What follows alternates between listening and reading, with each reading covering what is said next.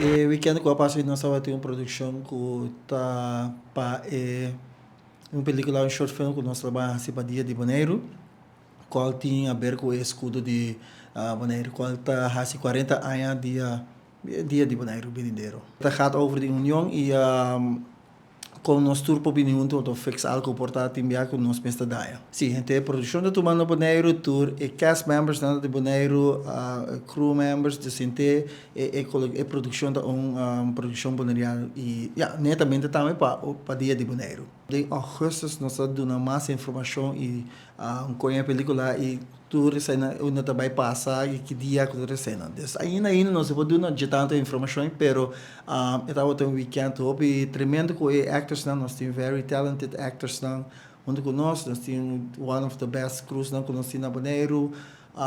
Dus hopefully it's um very funny short film. Dus pero também com Hope Heart. Dus ora zover sowieso mais informação também sair daarover, kiko precies também passa e kiko película também tá houden. Para dia de Bonaire, aqui também de duas películas. Se ano passado nós fazemos um cabo e ano que trove nós está fazendo o seguinte massa trove tocante para dia de Bonaire. Pero ano que tá gaat over de escudo de Bonaire, qual tá há 40 anos. A mita diretor de produção, mita writer, director.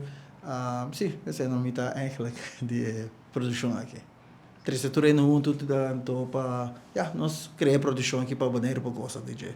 Agora nós estamos vendo mais informação da Baisali tocando de película mas e também que está escudo e para informar Bonaire também mais além mas a hobby de nós também mira escudo para você precisa que está sua intenção so isso aí também tá lo que nós que vai ter delante também para Turene tá na altura que o escudo tá e sua importância também para Bonaire.